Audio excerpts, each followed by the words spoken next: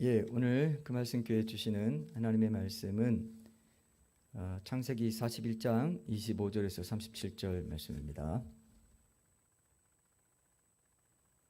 창세기 41장 25절에서 37절 말씀. 이 말씀으로 요셉이 경험한 7회 흉년, 지금은 어떻게 대비할까라는 제목으로 두 번째 말씀 나누겠습니다. 제가 읽겠습니다. 창세기 41장 25절에서 37절입니다.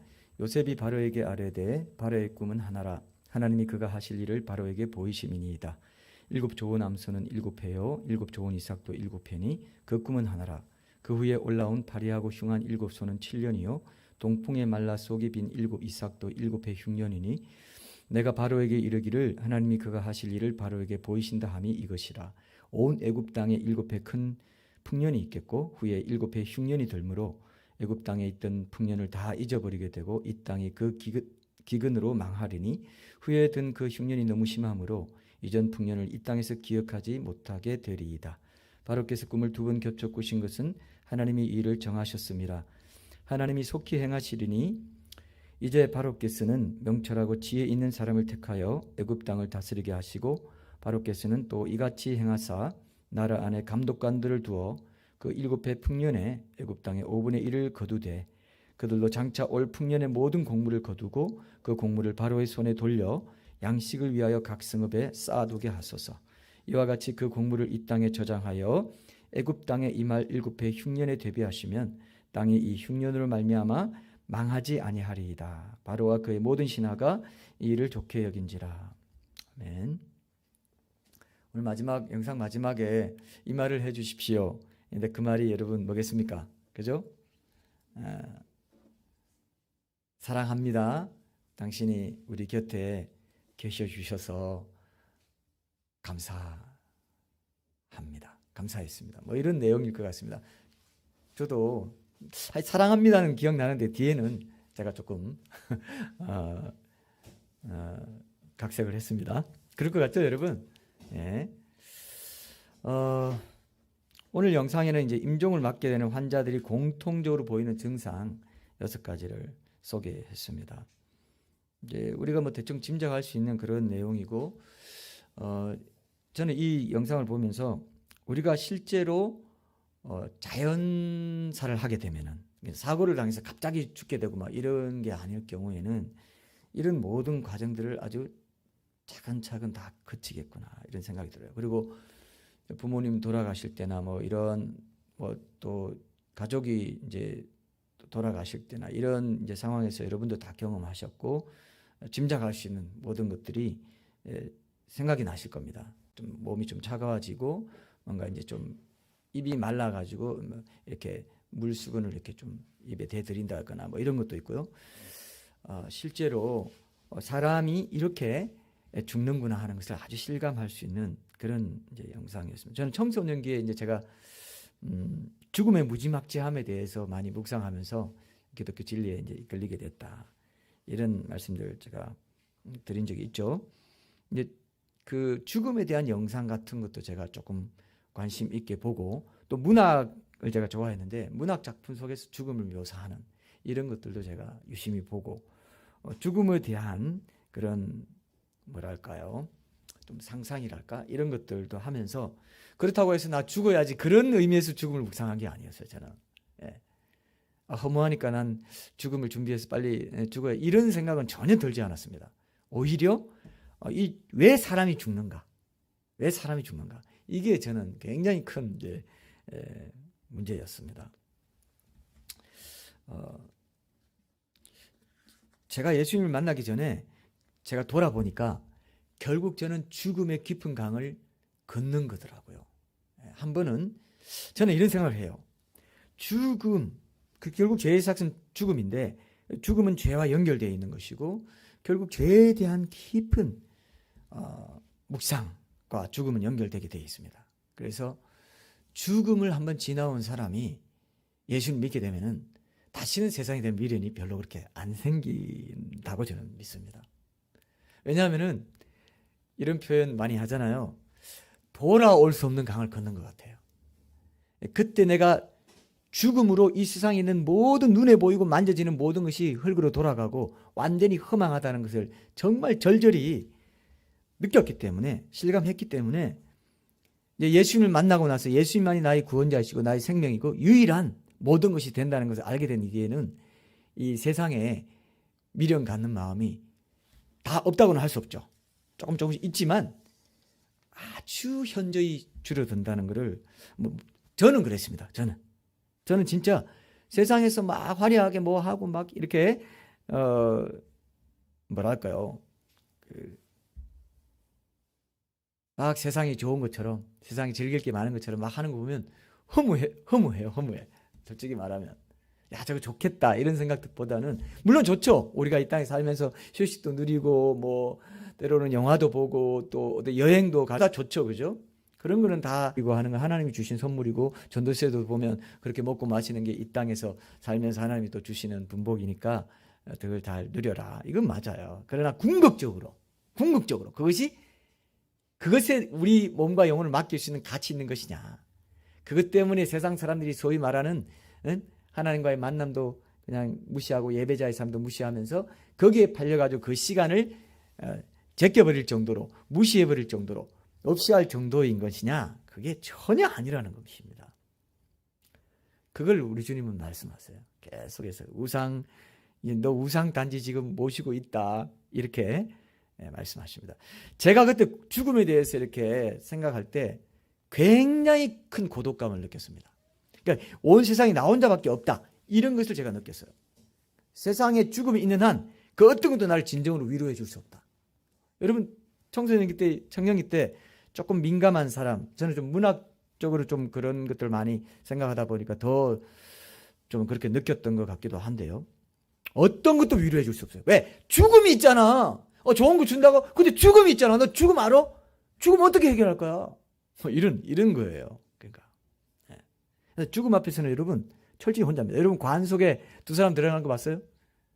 요즘 우크라이나 전쟁이 일어나니까 여러분 뉴스에 보니까 집단 매장을 해요.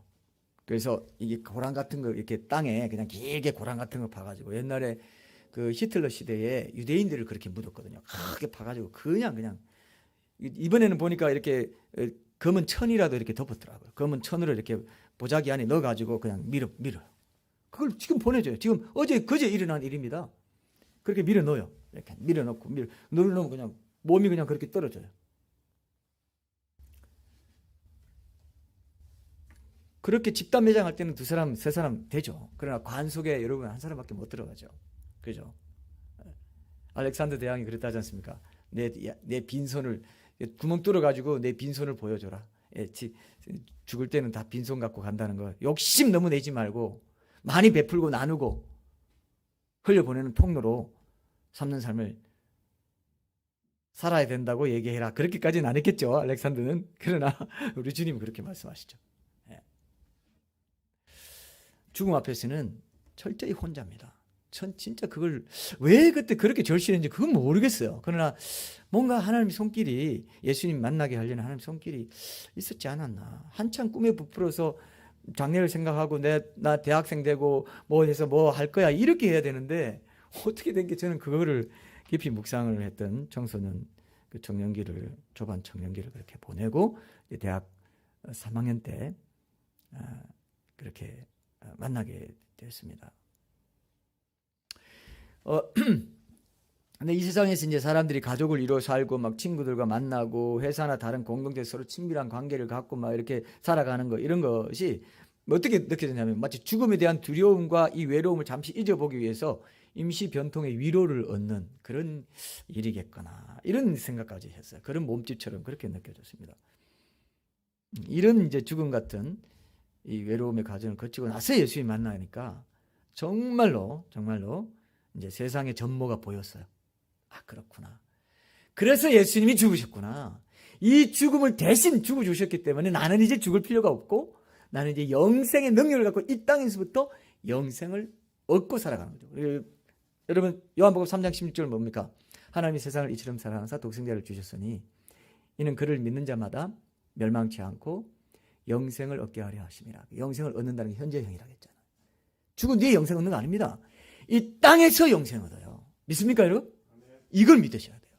이 땅에서 영생 얻기 때문에 영생의 능력을 갖고 살 수 있게 돼 있는데, 죽은 뒤에 이제는 죽은 뒤에 천국이나 가면 내가 위로받고 이 고통에서 헤어나겠지. 빨리 천국 가야 될 텐데, 빨리 주님 오셔야 될 텐데, 빨리 죽어돼 가지고 빨리 천국 가면 좋겠어.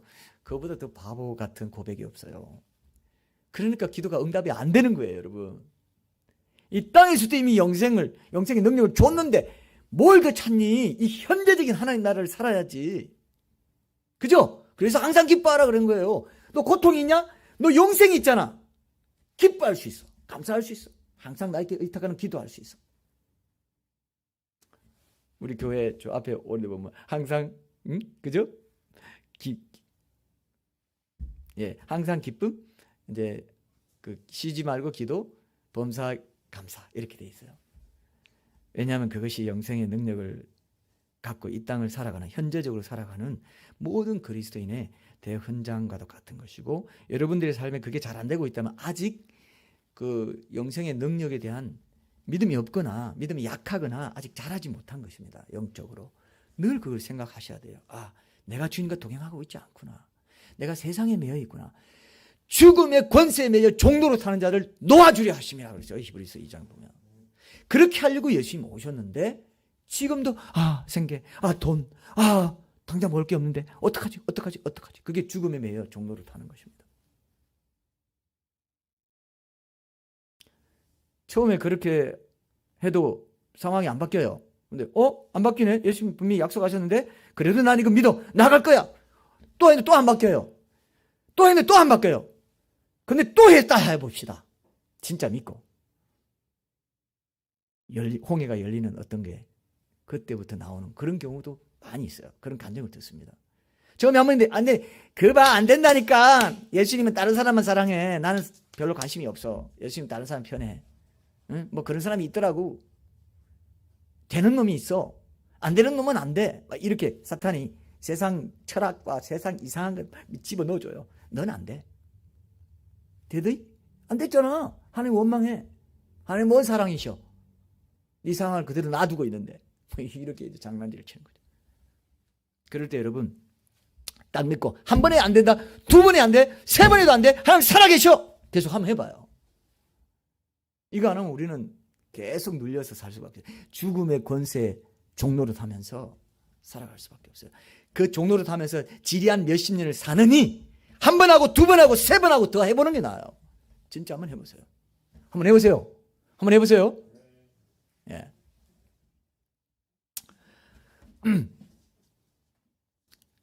하나님께서는 여러분 거지가 다윗의 자손 예수여 나를 불쌍히 여기서 그냥 지나가려 했잖아요.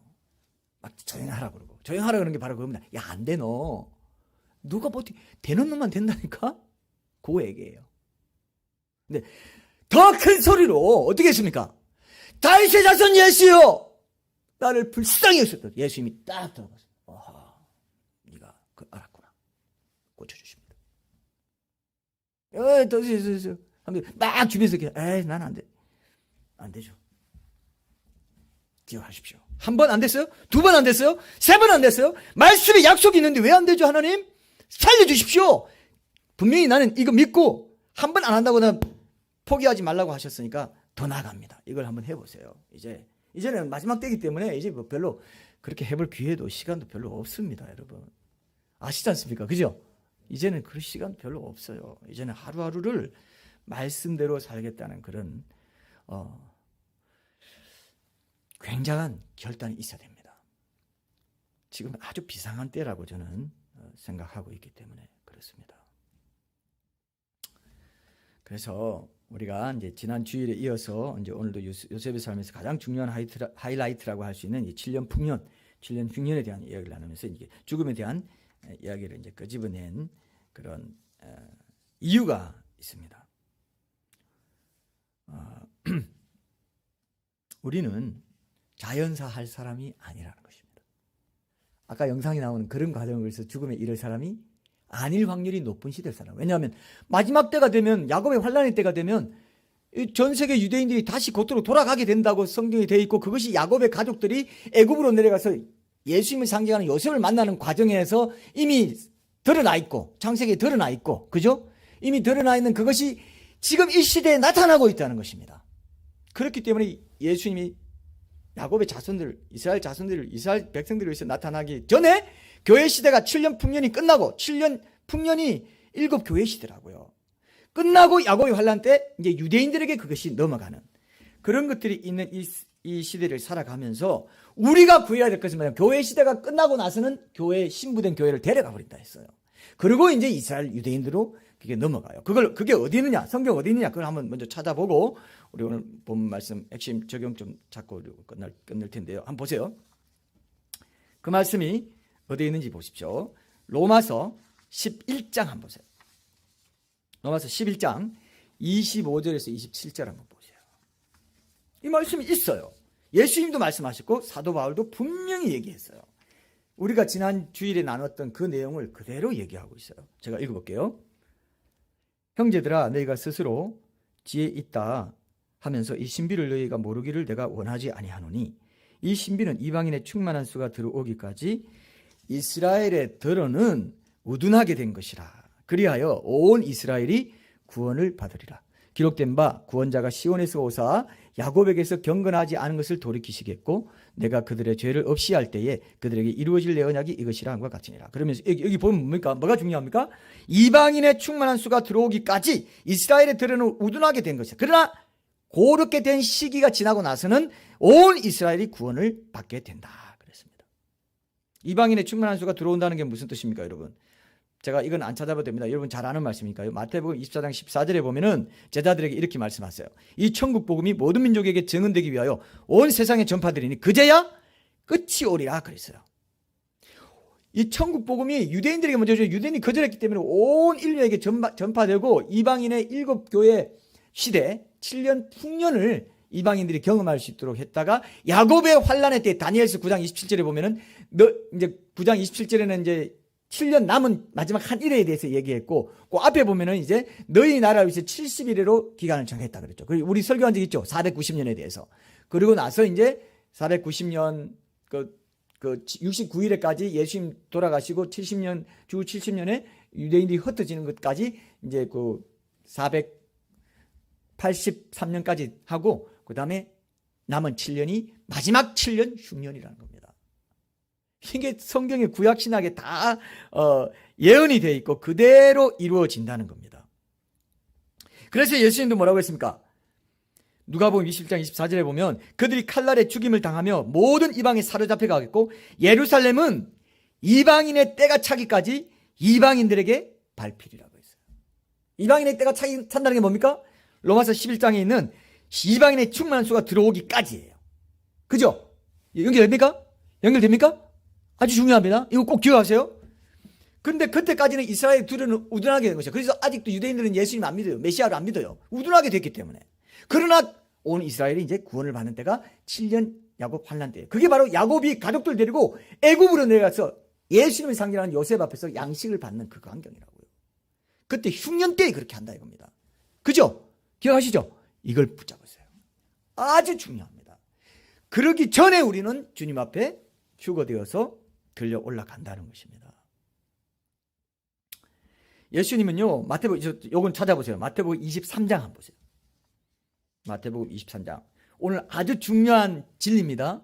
이거 붙잡아야 지금 수많은 복음주의자들이, 진보적 복음주의자들이든 뭐든 수많은 교회와 지도자들이 이 명백한 사실을 하나도 강조하지 않고 전혀 주의 백성들로 하여금 주님 다시 오실 때를 예비치 않게 하고 있다는 증거가 여기 있어요. 성경이 말하는데 신학 때문에 교리주의 때문에 무시하고 있다는 겁니다. 엄청난 참변입니다. 저는 영적인 참사라고 생각합니다. 너무너무 심각해요. 주님 곧 오셔가지고 우리는 이제 덜 올라갈 걸 기다려야 되는데 아무런 대책이 없습니다. 그냥 사는 거예요. 100년, 200년 갈 거라고 생각하면서 이스라엘이 1948년에 국가로 독립돼가지고 이제 전 세계에서 알리아 운동이 일어나고 우크라이나 전쟁이니 코로나니 이런 것 때문에 미국이고 어디서 자꾸 지금 몇천 명씩 더 많이 지금 들어가고 있는데도 지금 흉년이 들어가지고 이제 흉년 때 이제 예수님 만날 준비를 하고 지금 이제 이방인의 시대가 끝나가고 있습니다. 7년 풍년이 끝나가고 있습니다. 알리야 이주하고 있는 거 봅니까? 곧 끝나가니까 지금 준비하세요. 흉년을 준비하는 거는 유대인들은 흉년을 준비하고 예수님 만날 준비, 이 땅에서 만날 준비를 하는 거지만 교회 시대에 사는 사람들은 주님 신부된 교회를 데리러 주님이 오실 때 공중에서 주를 만나가지고 혼인식으로 들어가는 그때를 기다려야 됩니다. 요것도 이제 휴거들을 강조하지 않게 됐어요. 왜? 이걸 모르니까. 그죠? 이걸 모르기 때문에 휴거도 휴자도 없어요. 거자도 없어요. 옛날에 그저 JTBC에서 손석희 앵커가 휴먼 시야 거지 하면서 휴거. 이거 앵커 브리핑이나 하고 막 그런 정도로 지금 희화가 되고 우습게 됐습니다. 이게 사탄의 전략입니다. 이런 것들이 다. 너무 귀한 거기 때문에 이런 말 알아들을 사람이 많지 않기 때문에 그렇게 돼버린 거예요. 안타까운 일입니다, 여러분. 마태복음 23장 37절에서 39절도 이 진리를 말하고 있어요. 이게 분명히 딱 못을 박아야 그 다음이 여러분 열리는 거예요. 어떻게 적용할 건가? 어떻게 준비할 건가? 이게 아주 절실한 역사적인 우리 사건이 되고 사실이 되고 준비하는 것이 우리의 절박한 의무가 되는 것입니다. 마태복음 23장 37절 39절 한번 읽어보겠습니다. 예루살렘아 예루살렘아 선지자들을 죽이고 내게 파송된 자들을 돌로 치는 자여 암탉이 그 새끼를 날개 아래에 모음같이 내가 네 자녀를 모으려 한 일이 몇 번이더냐. 그러나 너희가 원하지 아니하였도다. 보라 너희 집이 황폐하여 버려진 바 되리라. 여러분 AD 70년에 예수님을 원하지 않고 예수님 메시아를 되면 원하지 않고 죽여버릴 것을 알기 때문에 주 70년에 이제 로마 장군 타이터스가 와가지고 황폐해지는 예루살렘이 황폐해지고 완전히 멸망해져 버립니다. 너희 집이 황폐하여 버려진 바 되리라 그랬어요. 그리고 내가 너희에게 이르노니 이제부터 너희는 찬송하리로다 주의 이름으로 오시는 이를 할 때까지 나를 보지 못하라. 이게 아주 중요한 말씀이에요.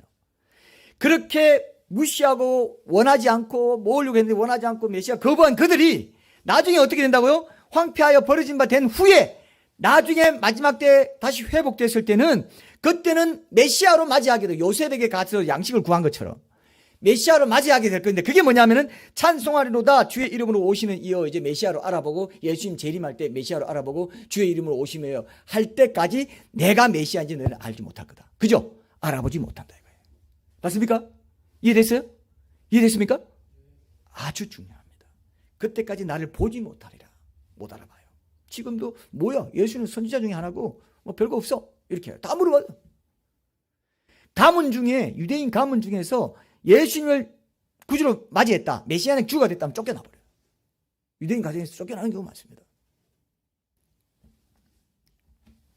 지금 영적인 회복이 조금씩 이루어지는 것은 나중에 크게 영적인 회복이 이루어질 것에 대한 전조고 하나님의 예표로 보여주고 있는 거다. 그렇게 생각하고 있습니다. 저는. 그래서 이게 정말 얼마나 엄청난 진리인지가 우리는 너무나 이게 밝히 보고 예비할 수 있도록 되어 있는데 이렇게 예비할 수 있는 지식을 갖는 것만도 아주 중요한 준비 사항이에요. 그죠? 올바른 마지막 때에 대한 지식을 갖는 것이 가장 중요한 준비라고 할 수가 있다는 겁니다. 이렇게 예수님에 대해서 요셉이 예수님을 상징하는 것처럼 모든 성경 인물은 다 예수님을 상징하고 모든 사건들은 예수님 메시아 되심, 구원자 되심, 우리와의 관계와 영원한 천국에서의 영생의 모든 것들을 다 상징하는 거예요. 출애굽하고 홍해 건너고 뭐 광야 생활 뭐 가나안 땅 정복하고 이런 가나안 땅 정복할 때 7 족속들 우리 안에 있는 모든 그런 그죠? 악한 죄성들 이런 거 다 상징하잖아요. 그래서 요한복음 5장 39절 한번 보세요, 여러분. 요한복음 5장 39절 말씀 여러분 찾아서 한번 읽어 보시면 예수님에 대한 얘기가 곧 성경이고 이걸 알 수 있어요. 성경의 유일한 주제와 목적에 대해서 유대인들에게 이렇게 말씀하세요. 요한복음 5장 39절 제가 읽어볼게요. 너희가 성경에서 영생을 얻는 줄 생각하고 성경을 연구하거니와 이 성경이 곧 내게 대하여 증언하는 것이니라. 그럼 요셉도 예수님에 대해서, 모세도 다윗도 예수님, 정말 중요한 인물들은 그 앞으로 하나님께서 시공간의 역사 가운데 펼쳐내실 모든 하나님의 그 구속의 역사를 다 그게 축약해서 각 인물들의 삶 가운데 넣어놨다 이거죠. 친히 모든 역사를 주관하시는 하나님이 아니면 이런 얘기를 쓸 수가 없어요. 그러니까 그래서 성경이 역사라는 겁니다. 정말 기가 막힌 역사. 그죠? 이것도 그대로 7년 풍년, 7년 흉년도 앞으로 마지막 때에 이제 예수님 시대 이후에 교회 시대가 일곱 교회 시대, 일곱 교회에게 보낸다 했거든요. 일곱 교회 시대가 되는 것과 그 다음에 이어서 교회 시대 끝나고 7년 흉년이 되는 것을 그대로 요셉의 삶도 예수님의 그 내게 대하여 증언한다 했기 때문에 그대로 이루어진 거예요. 예수님 시대 이후에 7년 풍년과 7년 흉년이 있다는 것을 우리가 역사 속에서 발견하게 된 것입니다. 물론 역사 속에서 여러분 또 뭐가 있습니까? 역사 속에 또 아까 하나님 백성들의 얘기나 예수님과 관련된 얘기가 다 있다고 그랬잖아요. 노아의 방주가 뭡니까? 노아 방주가 진노가 쏟아지기 전에 뭡니까? 선택된 사람들이 들려 올라간 거예요. 실제로 땅에서 들려 올라갔어요. 여러분 비가 막 옵니다. 비가 엄청나게 와요. 그러면 노아라는 영화에 보니까 그때 삑 하고 소리가 났는지 모르겠어요. 혹시 기억나요? 노아라는 그 러셀 크로우가 나온 영화에 보면은 그 나중에 그 안에 있을 때 물이 막 넘쳐가지고 이제 땅에 뜰 때 이제 들려 올라갈 때 삑 하고 소리 났던 기억이 나요. 혹시 기억나시는 분은 한번 생각해 봐요. 그러면서 붕 떠요. 그게 휴거입니다. 그게 휴거되는 그걸 상징하는 거예요. 엄청난 7년 흉년, 7년 대환란이 쏟아지기 전에. 지금도 벌써 우크라이나 뭐 전쟁하면서 러시아 푸틴이 나토가 우리를 조금만 건드리면 세계 3차 대전 일어나고 핵전쟁도 불사하겠다. 그런 말 하고 있지 않습니까? 핵이 엄청나게 많아요. 지금 지구상에. 몇 번을 멸망시킬 수 있는. 근데 그게 옛날에 물로 망했지만 이제 불로 망한다 해가지고 이제 그걸 핵전쟁과 연관 짓기도 하고 소돔과 고모라 땅에 하늘에서 떨어진 그 불도 있고 이 땅에서 나오는 불도 있고 해서 불로 망한다. 어쨌든 불로는 망하는 건 확실해요. 근데 그것도 예표한 게 소돔과 고모라 사건입니다. 그때 불이 떨어지기 전에 롯과 그의 가족이 나왔죠. 그 역사도 하나님이 휴거를 그대로 보여주는 거라고요. 그런데 휴거가 없다는 겁니다. 없다는 거예요. 그러니까 어떻게 예배하겠습니까? 분명히 빌라델비아 교회에게는 온 세상에 환란이 임할 때 내가 너를 지켜주고 그 면하게 해주겠다고 분명히 약속했네요. 그리고 누가복음에서도 마지막 때 쭉 다 하는데 너는 이 모든 일을 능히 피하고 인자 앞에 서도록 항상 기도하며 깨어있어라. 그죠? 이 모든 일을 능히 피하고 인자 앞에 서도록. 그죠? 근데도 그건 휴거 아닌데 교리가 그렇게 말 안 하니까 싹 빼버려요. 와 정말 성경이 말하고 있어도 교리주의가 신학이 더 위에 있습니다. 신학의 교리를 성경을 깨맞춰야 되기 때문에 여러분도 이렇게 세뇌된 경우 많을 겁니다. 성경 그대로 보십시오. 역사가 그렇게 말하고 있다는 걸 기억하셔야 돼요. 제가 오늘 한 가지 예만 한번 들려드릴게요. 역사적인 사건이라는 것을 드러내는 이 모든 지금 요셉의 7년 풍년과 흉년 그리고 마지막 때 휴거가 있고 7년 대환란이 있다는 게 다 역사적으로 이루어질 거라는 것을 보여주는 중요한 단서가 하나 있어서 잠깐 소개하고 이제 결론적인 적용점을 함께 나누려고 하는데요.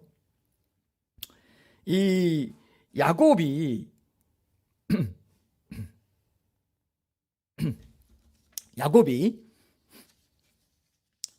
온 가족을 잃고 이집트로 내려가는 그런 그 사건이 일어난 때를 역사에서는 BC 1876년이라고 말합니다.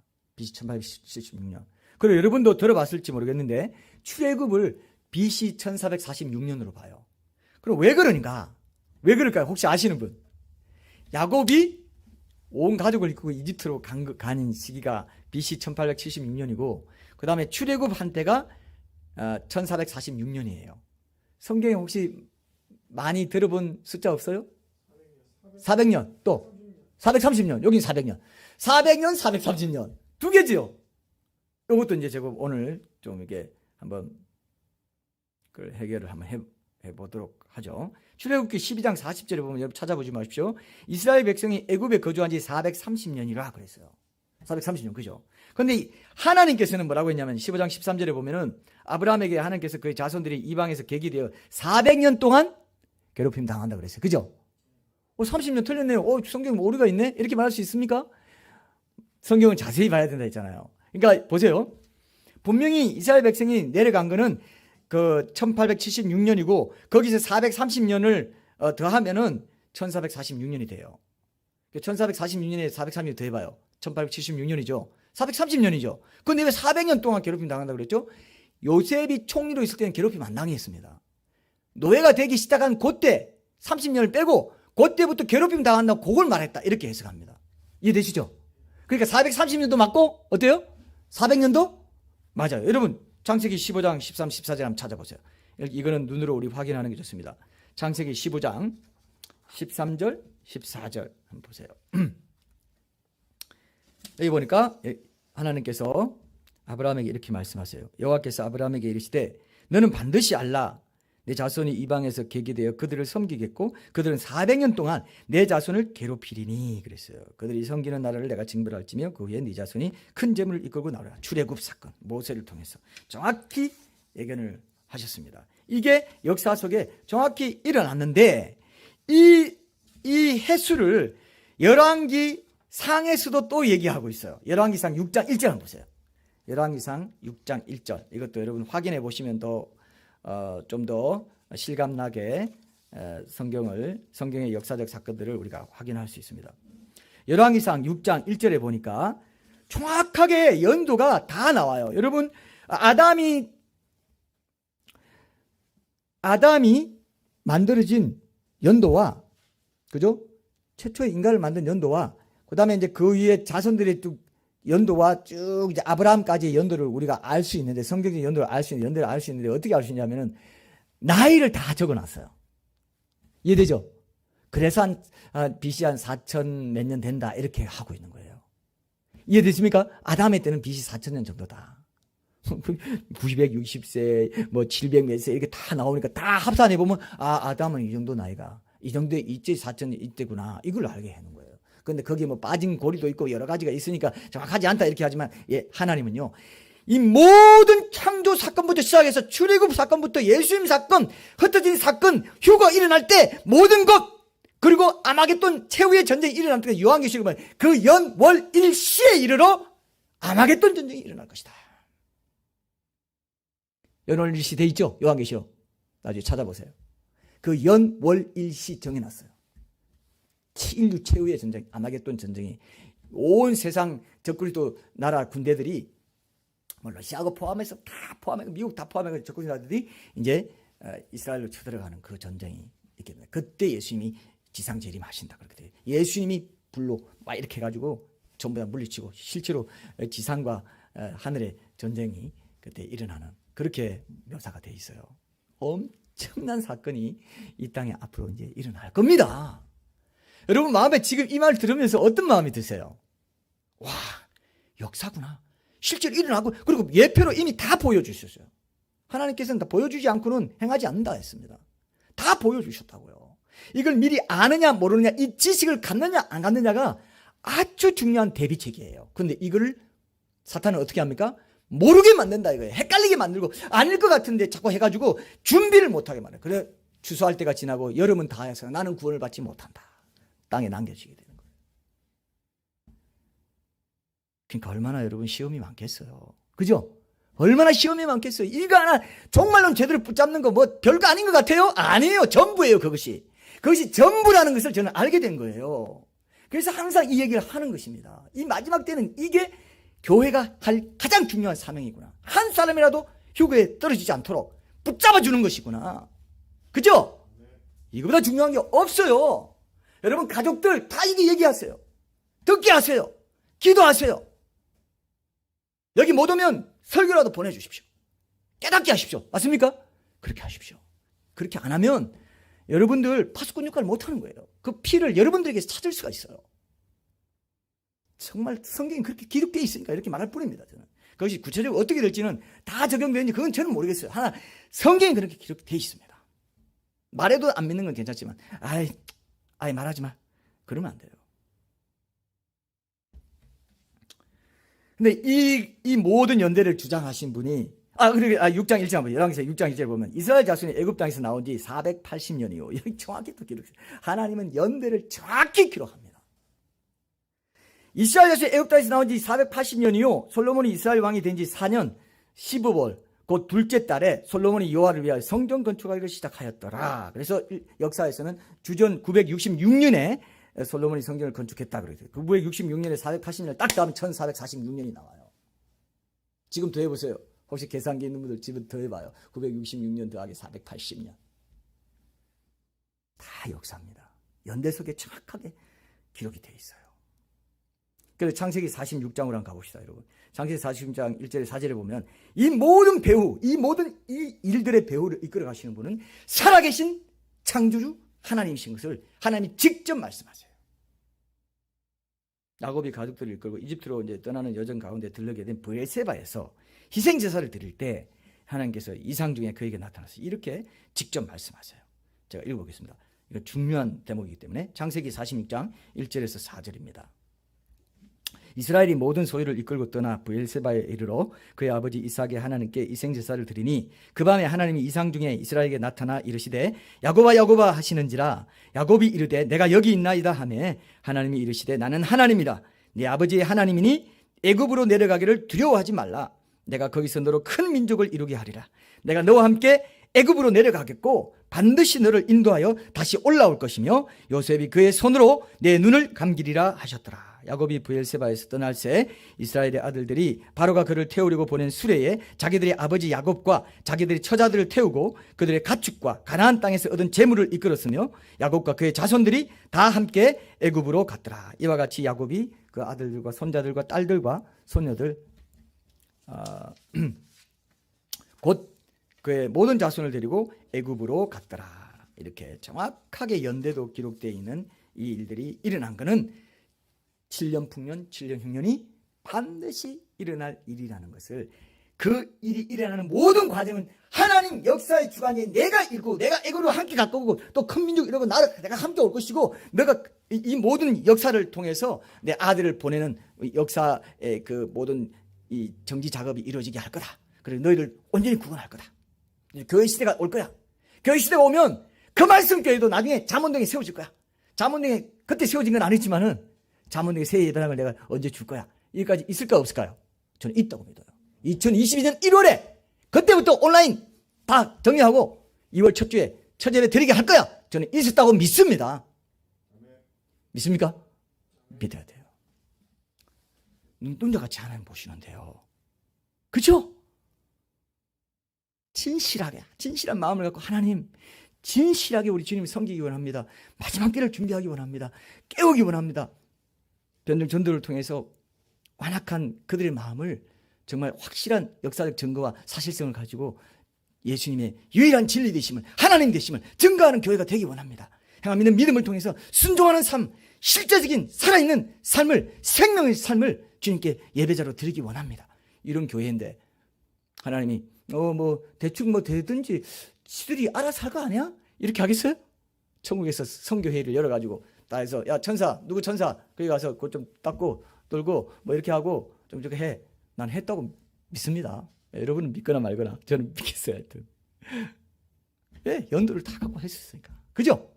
일곱 풍년이 일곱 교회 시대가 되게 하신 그분이 그 말씀 교회가 그 교회 시대 안에 속한다는 걸 모르겠냐 말입니다. 여러분들이 그 교회에 속한다는 걸 모르겠냐 말입니다. 여러분 각자의 삶도 하나님이 딱 쥐고 계시다 이거예요.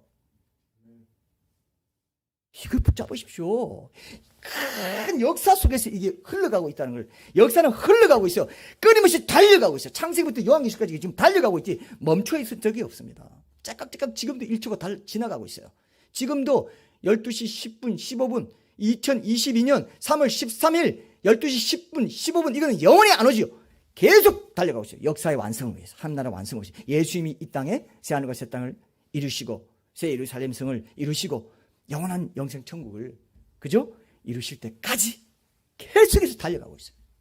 그래서 성경은 달려가는 책으로 읽어야 돼요. 계속해서 흘러가고 있다. 이 말씀은 창세기부터 요한계시 새하늘과 새 땅 처음 하늘과 처음 땅이 없어졌더라. 하나님이 천지를 창조하시나 그때 그 사이를 계속 지나가는 말씀으로 읽을 때 굉장히 은혜가 더 됩니다. 제가 경험한 것이기도 하고요.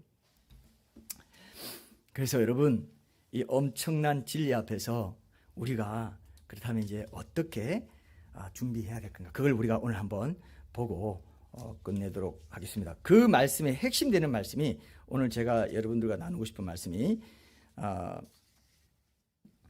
고린도 전서에 있습니다. 고린도 전서 7장 한번 보세요. 7장 이 말씀 좀 적용하고 끝내도록 하겠습니다. 충분히 여러분들이 이 사실의 중요성을 안다면 절대로 이전과 같게 살 수가 없어요. 그 힐송의 노래도 그런 노래가 I will never be the same 이란 말이 있어요. 그죠? 그 찬양 아세요 혹시? 나는 이전과 절대 같을 수 없습니다. 이 사실을 알고도 역사로 붙잡고도 손으로 만지고 눈으로 보고 확실하게 확인했으면서도 이전과 같이 산다고요? 그죠? 오늘 예배를 왜 드립니까 여러분? 네. 그러지 마십시오. 이젠 그러면 안 돼요. 고린도전서 7장 29절 31절 한번 보겠습니다. 형제들아 내가 이 말을 하노니 그 때가 단축하여 진 거로. 이때부터 주 1세기에도 벌써 초대교회 교인들에게도 벌써 때가 단축하여지고 예수님 곧 오시긴다 이렇게 믿고 종말 의식을 갖고 살았어요. 그때가 단축. 지금은 더합니다. 지금은 아주 적실한 말씀이에요. 이 말씀이. 그때가 단축하여진 거로 이후부터 안에 있는 자들은 없는 자같이 하며 우는 자들은 울지 않는 자같이 하며 기쁜 자들은 기쁘지 않은 자같이 하며 매매하는 자들은 없는 자같이 하며 세상 물건을 쓰는 자들은 다 쓰지 못하는 자같이 하라. 이 세상의 외형은 지나갑니다. 아까 제가 죽음에 대해서 얘기한 이유가 이겁니다. 결국 이 세상의 외형은 죽음으로 인해서 다 지나가 버려요. 아무것도 남는 게 없어요. 남는 거는 오직 뭐냐? 주님이 남아요. 말씀이 남고 그 말씀에 순종한 나 영혼이 구원받은 내 영혼이 남습니다. 여기 이 말씀의 핵심 어조는 뭐냐면은 너희가 지금 풍년에 살고 있는 거 맞아.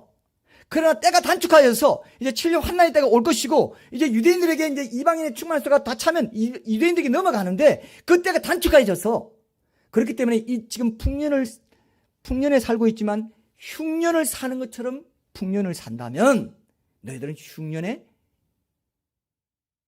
남아있지 않게 될 것이다. 그 뜻이에요. 맞습니까? 여기 보세요. 뭐 있는 자는 없는 자 같이 살라 하잖아요. 매매하는 자는 매매하지 못하는 자 같이 살고 세상 물건을 쓰는 자들 풍년에 여러분 뭐 다이소 같은 데 가보면은 요즘은 다이소 같은 데 가면 하여튼 뭐가 그렇게 많은지 하여튼 뭐 너무 뭐가 많아요. 뭐 너무 풍부하네 하고 그렇게 살지 말라는 겁니다. 없는 자 같이 다 쓰지 못하는 자 같이 그렇게 살아가는 겁니다. 우는 자들은 울지 않는 자 같이 하고 기쁜 자들은 기쁘지 않은 자 같이 안에 있는 자들 없는 자 같이 해서 풍년의 때에 안에 있는 또 뭔가 기쁠 수 있는 이 풍년의 때에 흉년을 대비하는 그 마음으로 그 마인드로 살아라. 금식도 최근에 제가 또 금식 같은 걸 조금 더 강조한 이유가 이런 스피릿을 반영하는 깨어있기 위한 경건 훈련입니다. 풍년 때처럼 음식이 많이 있는데도 마치 흉년 때처럼 음식이 없는 것처럼 하는 훈련이 금식이에요. 그러니까 그게 유익할 수 있다. 사람들이 다 흥청망청 있는 대로 그냥 다 먹고 사는 이런 분위기에서 너희 풍년이냐? 먹을 게 많냐? 먹을 게 없는 것처럼 살아봐. 금식도 한번 해봐. 그러면 흉년의 때에 너는 승리할 수 있어. 흉년의 때를 이겨낼 수 있어. 그 얘기를 하는 거야. 아까 5분의 1 저장한다 하는 그 마음과 똑같은 거예요. 똑같은 얘기예요. 이게 사실은 5분의 1을 풍년의 때에 저장하는 것입니다. 그걸 아끼는 것입니다. 그걸 내 다 누리려 하지 않는 것입니다. 하나님께 드리는 것입니다. 나 자신을 쳐서 말씀에 복종하는 삶을 그런 5분의 1에 비축해주는 삶을 살기를 원하는 것이에요. 이게 아주 여러분 중요합니다. 여러분 주변을 한번 돌아보십시오. 얼마나 양적으로나 질적으로나 말씀만 해도 얼마나 많아요. 인터넷에 설교에 막 넘쳐나죠. 말씀도 넘쳐나고 신앙서도 넘쳐나고 성경도 뭐 집에 몇 개씩 굴러다니고요. 근데 이런 풍년 자체의 환경이나 분위기에 취해 있어서는요 절대로 흉년을 대비할 수가 없어요. 없는 것처럼 해가지고 그것을 귀하게 볼 수 있는 이 눈을 가지세요. 지금 우크라이나 같은 데서는 실제로 풍년과도 같은 평화의 때를 얼마나 갈망하겠습니까? 그때 시간 공간이 하나하나 가족과 함께 같이 뭐 놀고 같이 좋은 오붓한 시간 보냈고 얼마나 그립겠어요. 근데 흉년의 때가 다치면서 아무 준비가 안 되고 피난도 못 가고 막 했다 합시다. 그럼 바로 그냥 지금 민간인들 공격하고 있는 이런 상황 속에서 그냥 식수도 없고 뭐 지금 당장 식량도 지금 바닥나는 이런 상황을 경험하지 않을 수가 없게 되는 거죠. 예를 든다면 지금은 여러분 이제 특별히 이제 형식적인 차원이 아니고 또 말씀도 더 귀히 여기고 여러분 옛날에 여러분들 다 읽으셨죠? 하늘에 속한 사람 거기 보면은 그때는 말씀을 제대로 못 봐가지고 다 기억하고 다녔다 했잖아요. 너 마태복음, 너 마가복음 다 모이면 책 한 권이 돼요. 사도행전, 야 사도행전 배워. 지하교회니까. 지금도 요즘 시진핑이요. 요즘 지하교회 그 목회자들 잡아가두고 관영 교회 중국 정부가 인정해주는 삼자교회에 가입하지 않아가지고 최근에 어떤 지도자 징역형을 살게 하고요. 지금 지하교회처럼 돼가고 있어요. 이상하게. 희한하죠? 근데 우리도 이제 그런 때가 오면은 성경을 못 읽게 되고 이렇게 하면은 그런 흉년 때가 올 거라는 걸 예상하고 지금 풍년 때에 말씀 한번 묵상하는 것도 통독하는 것도 형식적으로 하지 않고 더 온전하고 진실한 자세로 기도와 말씀 이런 가운데 여러분들이 들어갈 수 있어야 된다는 겁니다. 그것이 풍년의 때에 흉년을 준비하는 거죠. 말씀대로 그냥 지나가시면서 이제 묵상하면서 내가 그 말씀대로 살지 못하는 부분이 있으면 회개하시고 하나님 이 말씀대로 살게 해주십시오. 순종하며 살게 해주십시오. 이런 간구가 있어야 돼요. 맞습니까, 여러분? 말씀이 풍년하다고, 예, 우리 동사로 만듭시다. 풍년하다고, 예? 흉년의 때에 그 대비를 하지 않고 없는 것처럼 말씀이 있는데 말씀이 없는 것처럼 대하면 얼마나 귀하게 여기겠어요. 그죠? 항상 말씀 있고 인터넷 틀면 바로 내가 좋아하는 목사님 설교 들을 수 있고 가면서 듣고 설거지 하면서 듣고 아이고 마 좋아 하고 아무것도 순종은 안 해.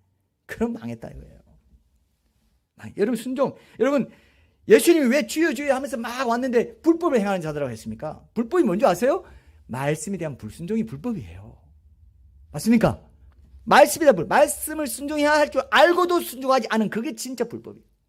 우리가 신호등이 빨간불에 지나가면 안 된다는 거 아는데 불순종했다. 그게 불법이라고. 그죠? 자, 이런 여러분 순종해야 되는 거 알면서도 순종하지 않고 있는 게 뭔지를 잘 돌아보십시오. 그게 풍년의 때에 흉년을 준비하는 거예요.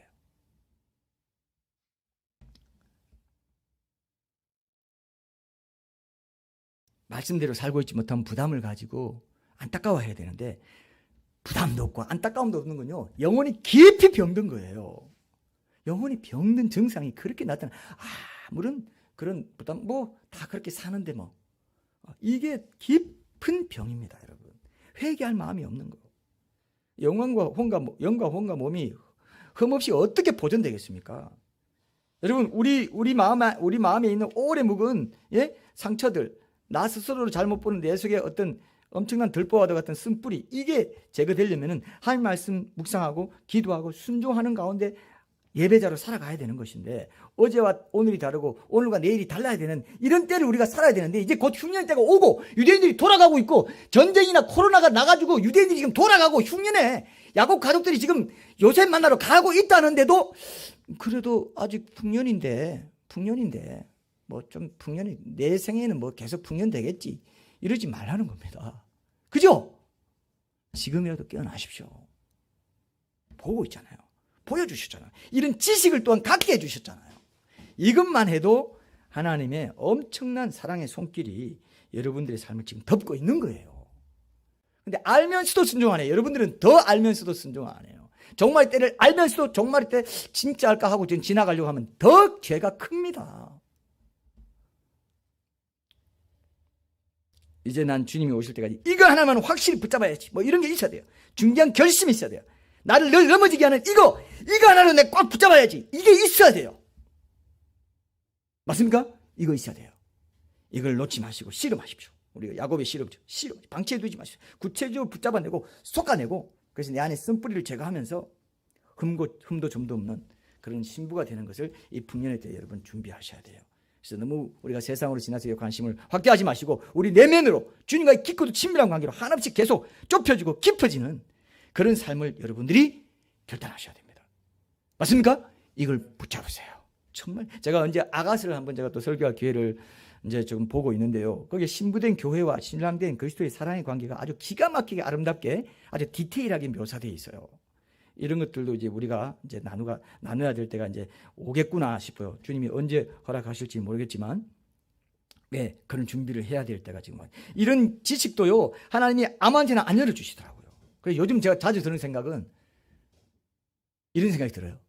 야, 예수님과 함께 지성소에서 사랑을 나누는 그런 신부는 그리고 또 하나님의 보좌에 가까이에서 왕의 권세를 갖고 왕의 보좌에 앉아가지고 전 우주를 통치하는 이런 왕이 될 사람들은 정해져 있나? 하나님 정해놨나? 막 이런 생각이 들어요. 뭘 그렇지는 않겠지만. 왜냐하면 아무리 이 삶의 중요성을 말해도 귀뚱으로 듣는 사람은 귀뚱으로 들을 수가 있기 때문에. 그죠? 아무리 제가 SNS에 글 쓰고 이런 글 쓰고 빛깔 소금에 주마나 칼럼에 이렇게 해도요. 안 듣는 사람은 안 듣는구나 하는 걸 내가 느낄 때가 있어요. 정해져 있나? 여러분 이런 말 하면요, 신부인 사람들, 왕이 될 사람들은 눈이 반짝반짝합니다. 오, 그래야지. 절대로 그건 놓쳐서는 안 되지. 이렇게 돼요. 그러면 그 사람 부르심이 있는 거예요. 근데 지금 이 땅 살기도 지금 힘든데 앞으로 멀리 있을 얘기, 뭐 상을 바라보고 아이고 그렇게 살아야 돼. 깊이 회개하십시오. 하나님께서는 상을 바라보라고 했습니다. 여러분 사극 같은 데 보면요, 임금이 자는 방이나 이런 데 보면 왕비나 후궁이든 뭐든 아무나 쉽게 들어갈 수 있어요? 윤호가 떨어져야 들어가죠? 예수님이 아무나 그렇게 접근하게 않으십니다. 거룩한 주의 백성들을 찾으셨다고요. 이런 백성이 여러분들이 이제 될 준비를 하셔야 됩니다. 진짜 때가 아주 가까워요. 제가 최근에 얼마 전에 한밤중에 깊이 잠든 시각에 갑자기 생시에 듣는 것 같은 생생한 나팔 소리를 2번 들었습니다. 그게 손에 닿을 듯이 너무 가깝게 느껴지고 생생했기 때문에 저는 꿈인지 생시인지 그게 모르겠고 생시의 환상을 본 건지 그것도 모르겠어요. 하여튼 아주 생생하게 제가 들었습니다. 방 안에 천사가 들어와 있다는 걸 알았고 그 천사가 아주 선명하게 2번인가에 걸쳐서 나팔을 불었다는 걸 제가 기억해요. 제가 느낀 게 뭐냐면 휴거가 일어날 때 이런 나팔 소리를 듣고 예수님께로 올라가겠구나. 그리고 이제 가까워지면은 이런 나팔 소리도 어떤 형태로든 좀 듣게 하실 수도 있겠구나. 이런 생각을 제가 했던 기억이 납니다. 하나님의 때가 정말 역사적으로 아주 가까워요. 이제 나중에 이런 생각이 날 겁니다. 아이고 우리 목사님이 그렇게 가깝다 하더니 진짜 가까웠구나. 그죠? 왜 그렇게 가깝다 해요? 현실적으로 살아야지. 현실적으로 살려는지 자꾸 두려운 마음을 주고. 그게 바보 같은 말이에요. 그런 마음을 가질수록 현실에 더 현실적으로 구체적으로 충성하며 더 산다고 했잖아요. 왜냐하면 하나님 그걸 명하시니까. 우리 인격이 예수님 닮아가지고 뭘 하라 합니까? 이웃에게 하나님 나라를 전하고 복음을 전하고 그들도 주님의 나라를 대비할 수 있도록 하는 게 우리의 인격을 닦는 목적이 되어야 되죠. 그죠? 우리의 인격을 잘 예수님답게 해가지고 성령의 9가지 열매 맺어가지고 우리만 잘 되라고 하나님이 그렇게 하라는 게 아닙니다. 그걸 통해서 축복의 통로가 돼가지고 다른 사람을 예수님이 알게 하는 거죠. 그죠? 하는 날 준비하게 하고 휴거를 준비하게 하는 그 삶을 위해서 우리를 여기 준비하고 있다고요. 요셉도요, 왜 먼저 그렇게 억울한 옥살이로 팔려가고 보디발의 집에 팔려가고 그랬습니까? 미리 보냄받은 그런 사람이 왜 됐습니까? 자기 자신이 뭐 좀 잘 살고 뭐 감옥에서 나와가지고 좀 출세하고 이런 거 좀 기도하고 그런 걸 구한 게 아니었어요. 하나님은 그걸 우리에게도 그걸 구하라 말하지 않습니다. 그것도 필요해요. 그 과정에 필요하면 주십니다. 그러나 그건 아니에요. 하나님 나라의 구속사 전체 입장에서 네가 하나님 나라의 일꾼으로 쓰임 받는 것을 소원해라 그럽니다. 맞습니까? 여러분들의 삶이 그렇게 되기를 원해요? 그걸 원합니까? 이걸 원하셔야 됩니다. 요셉은 그렇게 쓰임 받잖아요. 그걸 소원해. 맨날 우리 기도하면 기도했는데 무슨 일이 있어서 생계와 관련해서 기도했는데 안 들어주셔서 괴롭고 뭐 시험 들고 아이고 뭐 하나님 떠나버릴까 뭐 신앙이 어떻고 힘들어 뭐 그러다가 죽을 인생 되지 마시고 요셉처럼 하나님 나라의 구속사를 위해서 어떤 한 돌짝 하나를 그 디딤돌 하나를 놓는 그런 삶을 위해서 내가 쓰임받게 해주십시오. 요셉처럼 살기 원합니다. 그죠? 그렇게 살기를 여러분 소원하셔야 돼요. 그게 우리 지금 이 시대의 마지막 때에 부르심 받은 하나님 나라 백성의 소명이라는 것입니다. 요셉처럼 산다는 게 그겁니다. 내 일신상의 어떤 유익을 위해서 기도 응답받고 뭐 좋아가지고 그게 아니에요. 하나님 나라의 큰 맥락 속에서 네가 하나님 나라의 일꾼으로 쓰임받을 수 있겠니? 요셉처럼 네가 쓰임받는 소원이 있냐? 그죠? 그걸 보셔야 돼요. 오늘 우리가 그런 삶을 살게 해달라고 우리가 간절히 한번 주님 앞에 우리 오늘 나눈 말씀 기억하면서 결단할 거 결단하고 회개할 거 회개하는 기도 드리고 우리 밴드에서 뵙도록 하겠습니다.